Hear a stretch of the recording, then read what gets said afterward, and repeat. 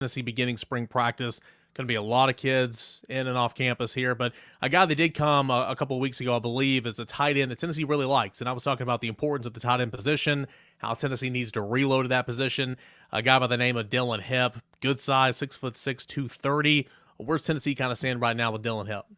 Yeah, so Tennessee had him in last week, and Dylan Hip has been here before, and that's something that I think was important coming into this visit. He came in more as a business trip.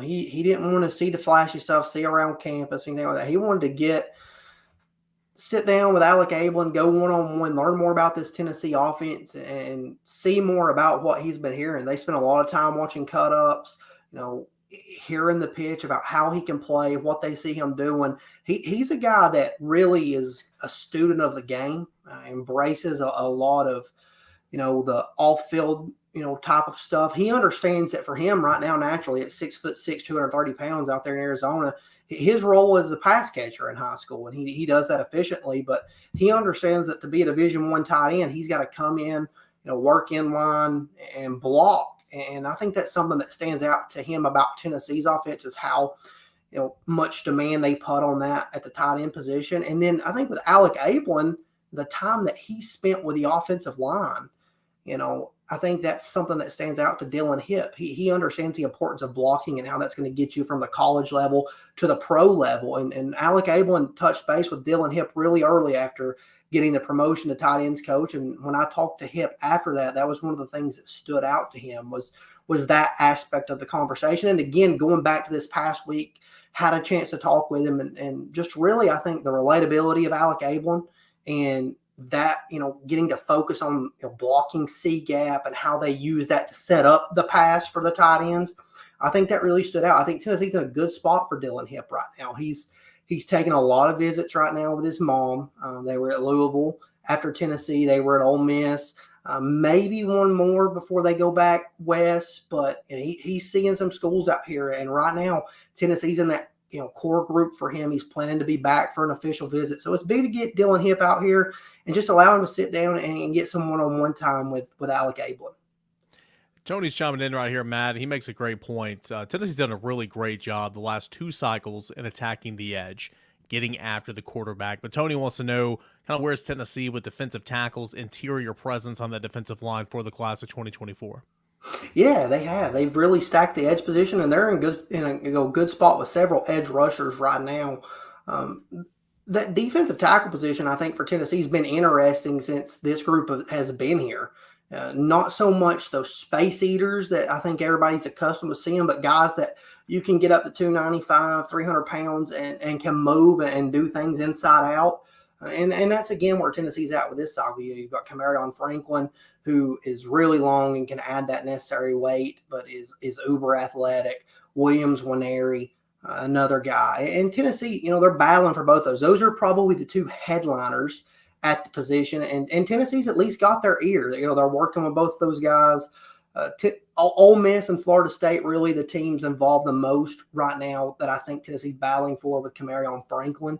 Whereas with Nwaneri, everybody in the country is involved there. But in talking to him, he likes what he hears from Tennessee. He liked that initial visit, and he's planning to get back out here at some point, either later this spring or in the summer. And then, seen some more offers go out lately. A guy that was on campus for junior day last weekend and didn't have an offer in hand at the time, but has seen his stock continue to increase in recent weeks, and then picked up an offer a couple of days after the junior days, Marcus Downs from South Carolina. Is around 6'5", 270 pounds, and has plenty to grow that frame and be an interior defensive lineman at the next level. And he was really high on Tennessee before he got the offer, and is high on him now that he has the offer. Matt, a name that kind of keeps just popping back up, and I think it's a big spring ahead for him.